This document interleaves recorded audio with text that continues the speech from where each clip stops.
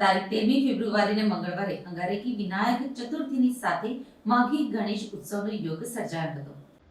માઘી ગણેશનો મહિમા મહારાષ્ટ્રમાં ખૂબ જ વ્યાપક છે। આ દિવસે ભગવાન શ્રી ગણપતિનો પ્રાગટ્ય દિન છે। આ પ્રસંગે સુરતના પાલપાટિયા સ્થિત સિદ્ધિ વિનાયક ગણપતિ મંદિરમાં ભવ્યાતિભવ્ય ગણેશ યાગ સહિતના કાર્યક્રમો યોજવામાં આવ્યા હતા।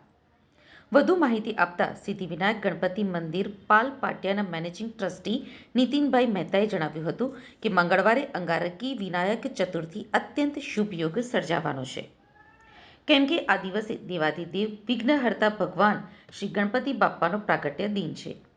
આ દિવસે ભગવાન શ્રી ગણપતિ બાપ્પાની પૂજા અર્ચના, આરાધના અને દર્શન માત્રથી ભક્તજનો પાવન થઈ શકે છે। આ પ્રસંગે પાલપાટિયા સ્થિત સિદ્ધિ વિનાયક ગણપતિ મંદિર ખાતે વહેલી સવારથી મોડી સાંજ સુધી અનેક કાર્યક્રમોનું આયોજન કરવામાં આવ્યું હતું। નીતિન મહેતાએ જણાવ્યું હતું કે ભવ્યાતિભવ્ય ગણેશ યાગ તો યોજાયો, પરંતુ વહેલી સવારે કેસર સ્નાનથી શરૂ કરીને સમગ્ર દિવસ દરમિયાન જુદા જુદા ધાર્મિક કાર્યક્રમો અને કર્મકાંડ યોજવામાં આવ્યા હતા। આ પ્રસંગે સમગ્ર ગુજરાતભરમાંથી સુરત આવનારા ભાવિકો માટે ખાસ વ્યવસ્થા કરવામાં આવી હતી। મહારાષ્ટ્રમાં આ પર્વને માઘી ગણેશ જન્મોત્સવ તરીકે ઉજવવામાં આવે છે અને તેની ઉજવણી એક દિવસ પૂર્વેથી જ શરૂ થઈ જાય છે। નીતિન મહેતાએ જણાવ્યું કે મંગળવારના મહાસુદ ચોથના દિવસે ભગવાન શ્રી ગણેશનો પ્રથમ યુગાવતાર કૃતયુગમાં પૃથ્વી લોકમાં મહર્ષિ કશ્યપ અને દેવી અદિતિના આશ્રમમાં મહાસુદ ચોથે બટુક બ્રાહ્મણ સ્વરૂપે મહોત્કટ વિનાયક અવતાર લીધો હતો અને દેવાંતક તથા નરાંતક નામના રાક્ષસોનો વધ કર્યો હતો।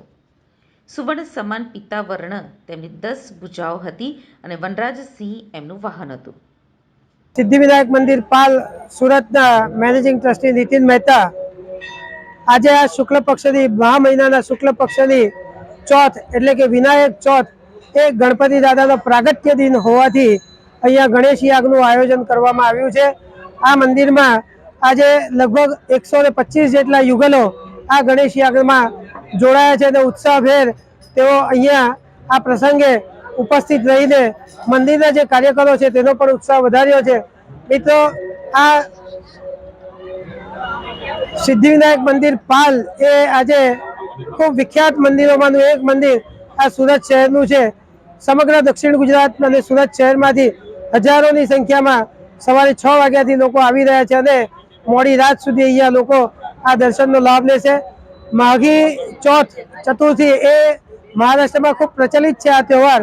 આ વખતે પણ આ મહા મહિનામાં ચોથને દિવસે વિનાયક ચોથને દિવસે આ ગણેશ યાગ અને દિવસ દરમિયાન ગણપતિની આરાધના અનેક કાર્યક્રમો આ મંદિર ટ્રસ્ટ દ્વારા હાથ ધરવામાં આવ્યા છે।